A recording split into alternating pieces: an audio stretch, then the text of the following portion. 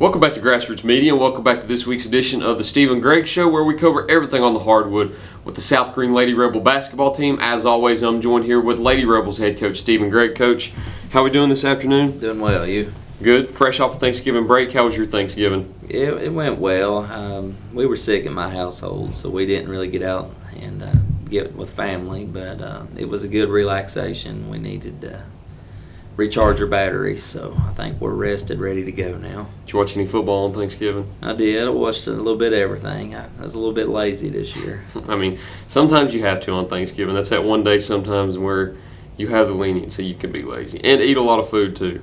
Yeah, I didn't do that this year, but we did stay home a lot. We didn't want to go spread the sickness, so hopefully we're on the mend.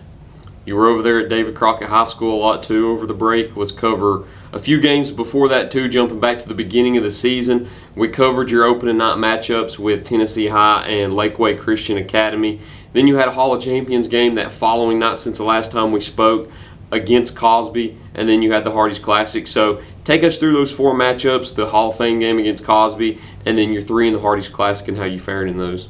The second night of Hall of Fame, we're scheduled to play Cloudland and Cosby, and Cloudland didn't show up, kind of threw a wrinkle into everything, and it was just a weird night because we were playing different time slots, and we were just worried about people not showing up, and but it was just a weird game. Cosby didn't really play to their full potential, and it was just a low-scoring affair, and I just blame a lot of that just on the confusion of the other team not showing up. But it was a good win. I think we won by 27 or 28. Our game plan was to try to keep the real good point guard in check, and we did a great job. I think she had 4 points.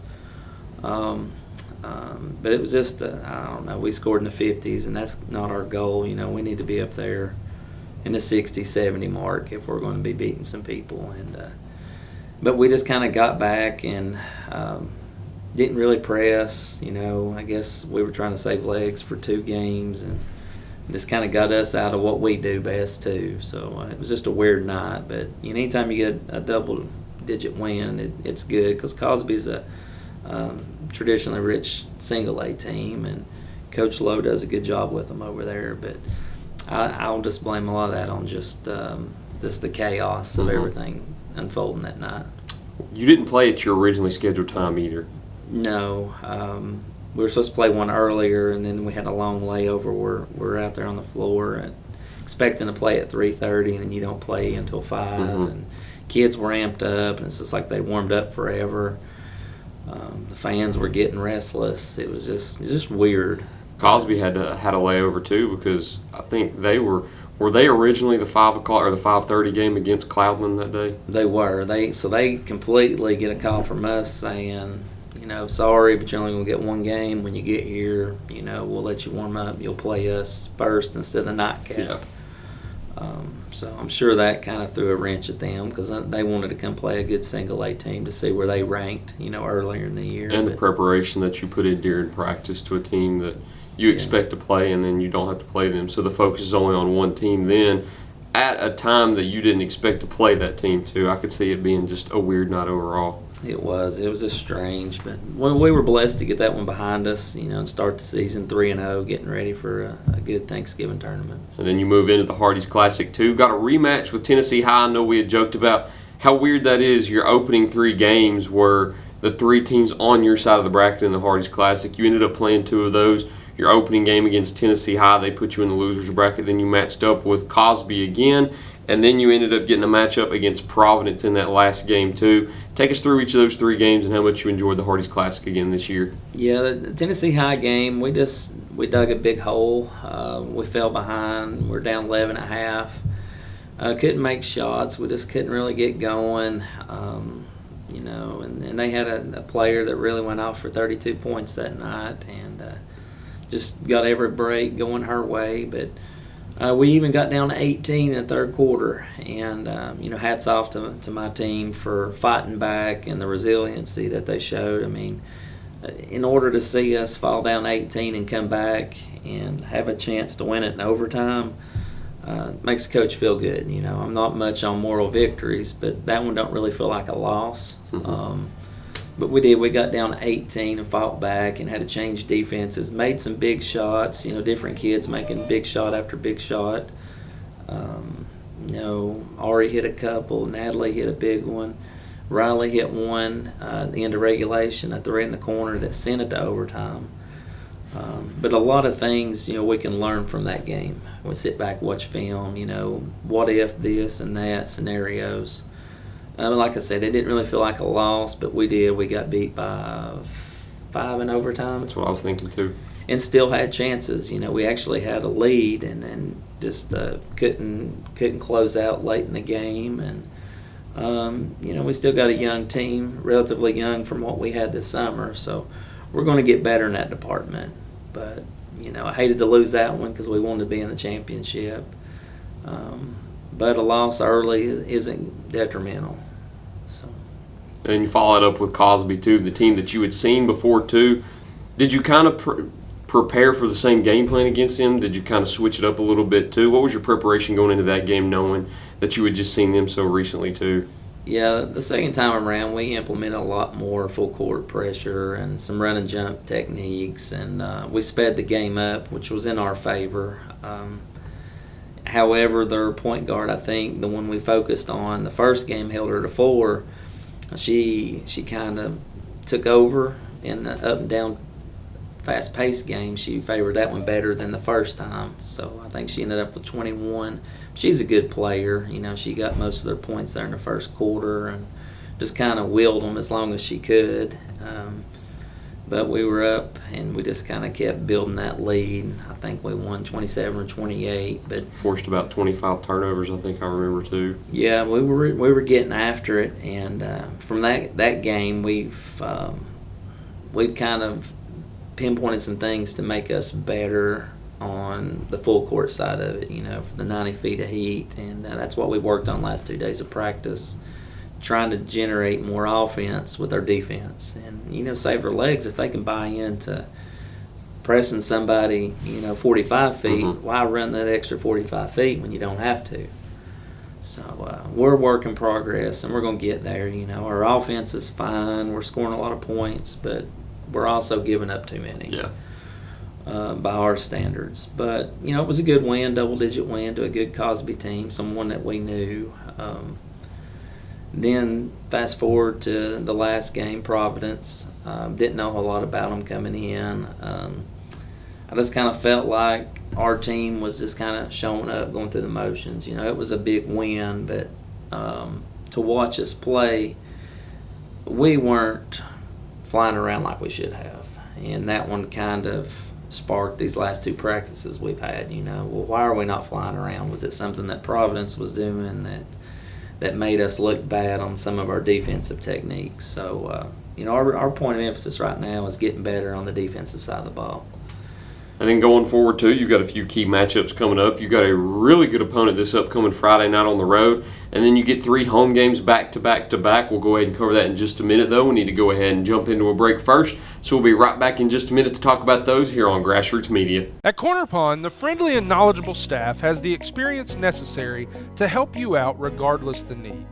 Have an item of value you'd like to pawn or sell? Corner Pond can help. They pawn numerous items of value, including firearms, tools, ammunition, silver, coins, and much more. When you walk through their doors, you'll find well-stocked shelves full of electronics, gaming systems, fishing and hunting equipment, car audio and accessories. And don't forget about the room full of guitars and basses and amplifiers, or their outside lawn and garden equipment. Corner Pond is a case knife dealer and carries numerous used knives as well. Stop by and let the friendly staff at Corner Pond help you today at 432 East Bernard Avenue, Greeneville, Tennessee.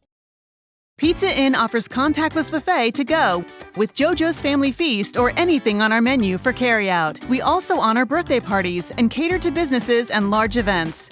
We make it easy. Call us today. Pizza Inn Greeneville. Welcome back to Grassroots Media. Welcome back to this week's edition of the Stephen Gregg Show, where we cover everything on the court with the South Green Lady Rebel basketball team. As always, I'm joined here with head coach Stephen Gregg. So you've got Dobbins Bennett coming up this upcoming Friday night. You travel to Kingsport to play them, I guess, around the time that this will be releasing right now. So What do you expect in that game on Friday night when you go to play the Lady Indians? Well, we've not played them in a few years. We know their size. They're a bigger school.